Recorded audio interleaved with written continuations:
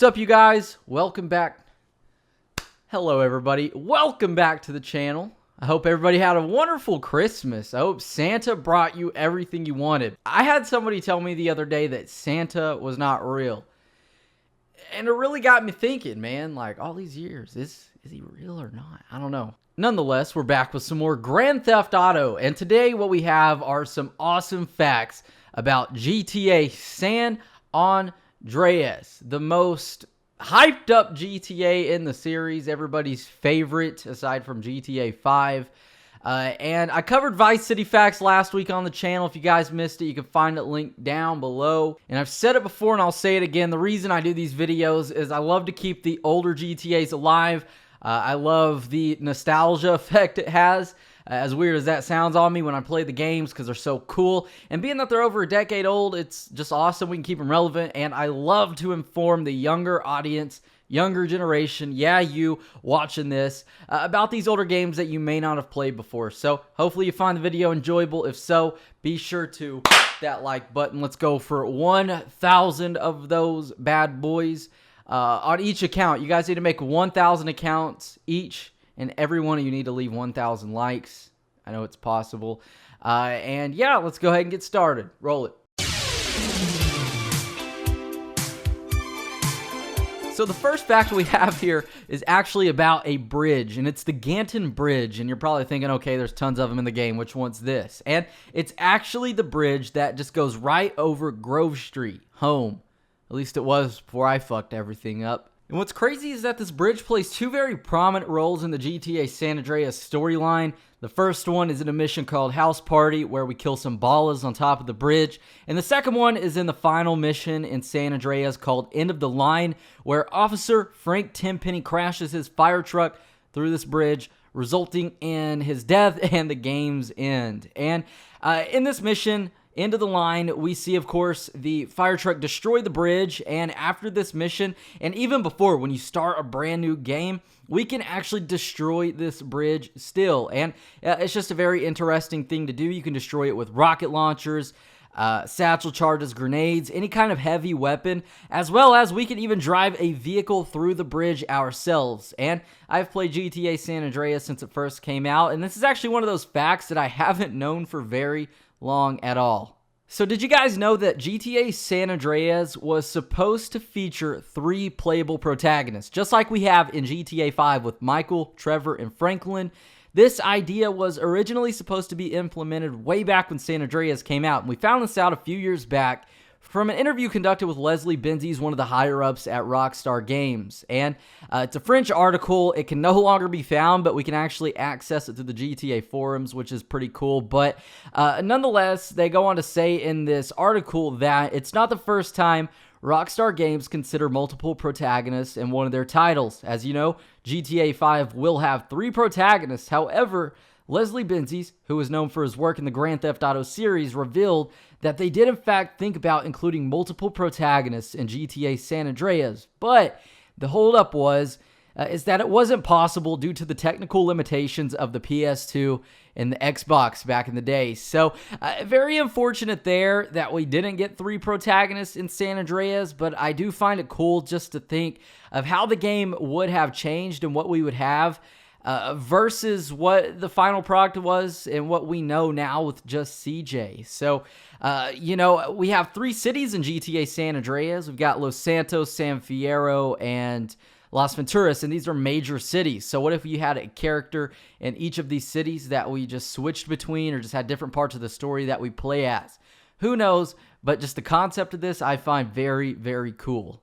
Now, I found this next fact very interesting. I never personally knew this one at all. And basically, if we go to any casino and we go to the Blackjack table, we can actually borrow money. And this is so, so cool. So if you borrow more money than you have, your money counter will actually turn red and you will actually be in debt. And it'll be negative, which is crazy. And if you don't actually pay this loan back or just repay it in time, and depending on how much you are in debt, if you just go anywhere on the Las Venturas Strip, these loan sharks, presumably, or guys in the mafia will roll up in these cars and they'll try to kill you. And there's multiple people in these vehicles, and you got all these guys shooting at you, and they just come up out of nowhere. And like I said, I didn't know this at all, and the fact that this is there is so cool. If I would have known about it earlier, I think I would just have gone in debt on purpose just to fend off these guys, because the aspect of it is so cool. And that's one thing I love about San Andreas. Not only is the map huge and is there so much to do in the game, but there's so many little details added in just like this that make it so much more fun, even 10 years later. Now, we all know that San Fierro is hugely based and influenced off of San Francisco, California, and there's a lot of things in the environment that are based off of San Francisco, and one of them is the Loma Prieta earthquake. It's the first ever earthquake that was broadcasted on live TV way back in 1989, and was this huge earthquake that struck San Francisco. 63 people were killed, and the city was destroyed in some parts. Overpasses collapsed, bridges collapsed. We can actually see this in San Fierro, which is really cool that Rockstar included that, being that in game. It takes place in 1992, and this earthquake actually happened just a few years before in 1989. So the city is still being rebuilt. We see buildings destroyed and all this stuff. But one thing that's really, really cool is that if we jump off of the Golden Gate Bridge in GTA San Andreas and we go under the water, we can see a giant trench, or just like a giant crevice going through the bottom of this ocean bed. And what this is a reference to the San Andreas fault line. I know the names are ironic, but the San Andreas fault line is a real-life fault line that runs through California. The thing is huge. I'm not too educated on exactly what the fault line is, but I think it's where like the Earth's plates meet together and push up, and that's what causes earthquakes, when these two plates push and rub against each other. So it's cool that Rockstar included the San Andreas fault line of all things within the game. Up next, we've got a secret airplane, and this is called the AT-400, and it's actually the biggest airplane in GTA San Andreas, and it's considerably rare as well. It only spawns in one location on some occasions, and it's at the Las Venturas Airport. There's a huge, enormous hangar, and when you walk up to it, you might not think anything of it, but there's this giant door that comes down, and inside, sometimes this AT-400 will be there, sometimes it won't. And I got lucky, and in my case, it was. And it's also very hard to get in this airplane, I want to say. In the hangar, it's easy to get in, but if you actually get outside of the airplane and then try to get back in, you won't be able to unless you have the help of a baggage with a ladder attached to it, or you stand on top of a large van such as a Yankee and jump over it using its hood as a platform. Those are like the only ways to get into this thing once you get out of it. And it's got this huge door on it to go inside, and being the biggest plane in the game, you'd think you can fit a bunch of people, but you can only fit one other passenger, and I believe this is found out through GTA San Andreas multiplayer. Nonetheless, the plane is also one of the toughest vehicles in the game, falling right behind the tank or the Rhino. This thing can withstand up to like 8 hits with the SAM turret. So if you fly over Area 69, you really don't have to worry about getting shot down unless you get hit 8 times, or it says between 8 to 11 times, which is insane. Now, this next guy right here probably takes the cake for one of my favorite, I guess you'd call them characters within the GTA series. It's a parrot by the name of Tony. Tony the muff-button talking parrot, man. And he is a companion to Ken Rosenberg, and he's very vulgar, and he's also a comic relief within just the missions that Ken Rosenberg appears in. There's not much to say about Tony. I'll let you guys have a listen in just a second.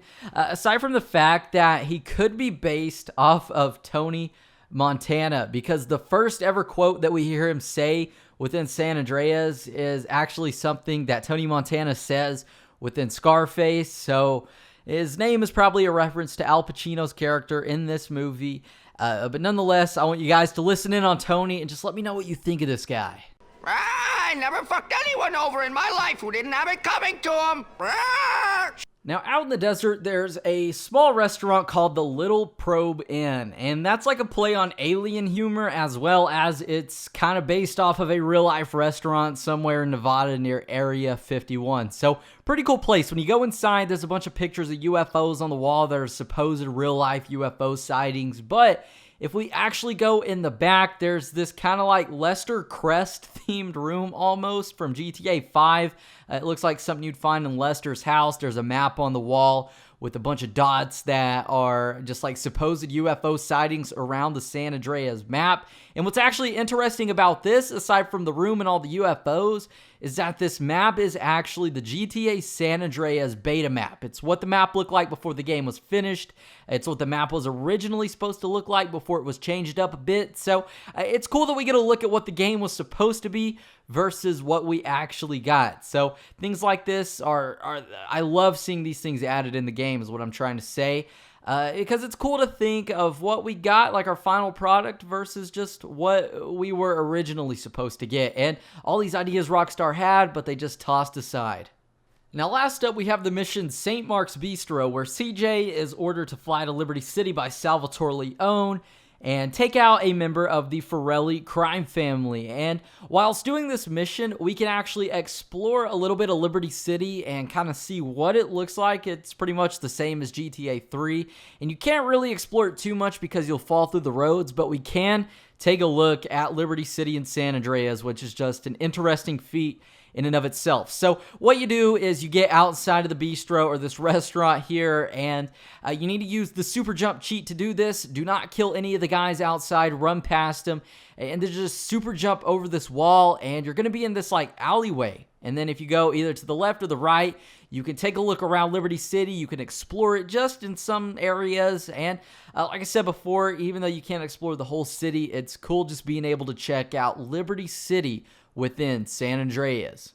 And with all that, that actually concludes my list of just these really cool facts and secrets from GTA San Andreas that you guys might not have known about. Hopefully you found the video enjoyable. If so, and you feel it's worthy of a like, be sure to do that. Let's go for over 1,000 likes. If you want to see some more GTA facts you may not have known on the channel, be sure to let me know down below, and subscribe to never miss out on some more video game content on the channel. And with that said and out the way, I believe that's just about it. You guys all take it easy.